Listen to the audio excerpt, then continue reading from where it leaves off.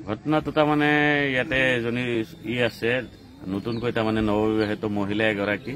আচ্ছা, কিমান দিন হ'ল বিয়া হোৱা? বিয়া হোৱা সম্ভৱতঃ 15 পৰা 20 দিন মান হৈছে। আচ্ছা, ছোৱালীজনী হাজৰ হয় আৰু তেখেত তাৰমানে হেংগিং হৈ আছে। তো আমি আহি দেখিলো যে হেংগিং হৈ আছে। তো বহুত মানুহ আমাৰ গাঁৱৰ মানুহ আহিছে, যথেষ্ট সকলোৱে চাইছে। পিছত হেংগিং অৱস্থাত সিহঁতে তাৰমানে আগতে এই বস্তুটো নমাই ৰাখিছিল। কোনে নমাইছিলে? নমাইছে তাৰমানে সিহঁতৰ পৰা যিটো আমি শুনা পালো সেইটো সিহঁতৰ তাৰমানে ছোৱালীজনীৰ হাজবেণ্ড আৰু শহুৰেকে নমাইছে। বিয়া হোৱা কিমান দিন হ'ল? বিয়া হোৱা হ'ল 15 পৰা 20 দিন মান হৈছে। আচ্ছা, আপোনালোকে যিহেতু প্ৰতিবেশী হয়, কি হ'ব লাগে, মানে কিহৰ কাৰণে এনেকুৱা ঘটনাটো আচলতে কি হ'ব লাগে সেইখিনি আমিতো ডিটেইলছ ক'ব নোৱাৰিম। ভালকে ইনভেষ্টিগেশ্যন কৰিব লাগিব মোৰ মতে, আৰু যাতে যদি কিবা ইয়াৰ মাজত কিবা কলা অধ্যায় লুকাই আছে তেনেহলে নিশ্চয় সেইখিনি ফাইণ্ড আউট হ'ব লাগে, আৰু যিয়ে দোষী তেওঁ তাৰমানে উপযুক্ত শাস্তি পাব লাগে। এইখিনি আৰু প্ৰশাসনৰ ওপৰত। প্ৰেম বিবাহ হৈছিল ন? এইটো আমি জনামতে প্ৰেম বিবাহ। এতিয়া ল'ৰা বা শহুৰ ক'ত আছে? ল'ৰা বা শহুৰ ক'ত আছে সেইখিনি আমি কিন্তু গম নাপাওঁ।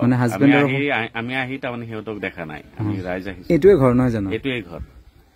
তেতিয়াহ'লে নাই, মানে পলাইছে? তেতিয়াহ'লে সেইটো পলাইছে সম্ভৱতঃ, ঘৰত নাই যদি, ঘৰ এৰিছে যদি পলাইছে। তেওঁলোকে পলোৱাৰ কি কাৰণ থাকিব পাৰে? কিবা ইয়াৰ ভিতৰত কিবা ৰহস্যৰ গন্ধ নিশ্চয় আছে, সেইকাৰণে সিহঁতে সম্ভৱতঃ নিজৰ প্ৰতি নিজৰ তাৰমানে আত্মবিশ্বাস নাই।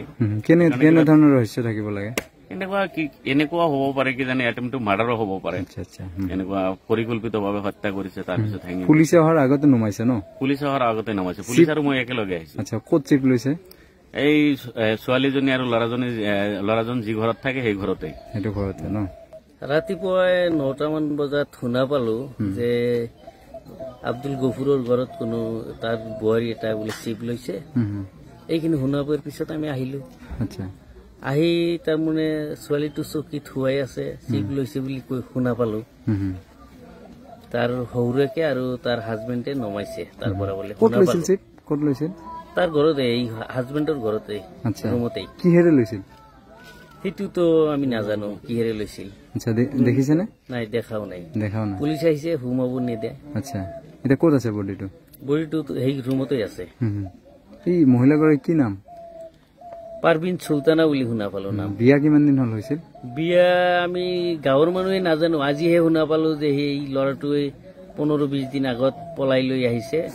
তাৰ ঘৰৰ পৰিয়ালে বুলি মানিও লোৱা নাই, এনেকুৱা শুনা পাই আছো। মানে প্ৰেম বিবাহ হৈছিলে? প্ৰেম বিয়া। ক'ত ঘৰ ছোৱালীজনী? হাজো বল্লু হয় নেকি? হাজো। এতিয়া ল'ৰা বা শহুৰ ক'ত আছে? সিহঁতে নমাই বোলে ঘৰৰ পৰা ক'ত বা গৈছে, আমিতো নাজানো। মানে পলাইছে? তেতিয়াহ'লে পলাইছে। কিহৰ কাৰণে পলাব লাগে? কিয় আমিতো নাজানো। চিপ লৈছে যদি কিয় পলাব? আচ্ছা, ৰাইজৰ মুখে মুখে শুনা পাই আছো চিপ লৈছে। তাৰ ছোৱালী এটা সুধিলো, কয় চিপ লৈছে, মোৰ বাপেকে আৰু মোৰ ভাইটি নমাইছে। আচ্ছা, চিপ লোৱা অৱস্থা মানে তাৰ পৰা নমাইছে, পুলিচৰ আগতে নমাইছে বুলি আমি শুনা পাই আছো। কিন্তু ইয়াৰ মাজত কিবা ৰহস্য লুকাই থাকিব পাৰে। কথা হ'ল, আমাৰ প্ৰশাসন বিভাগক আমি এইটো অনুৰোধ কৰো, যদি ইয়াৰ ভিতৰত কিবা থাকে ৰহস্যটো উদ্ঘাটন হ'ব লাগে।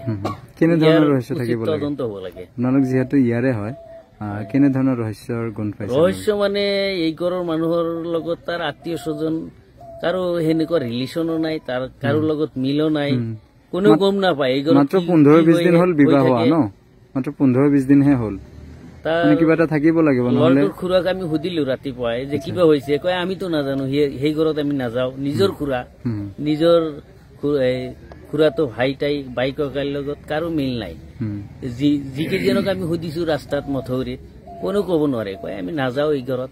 পুলিচ আহিছে ন? পুলিচ আহিছে, এতিয়া আমি আহি দেখা পালো।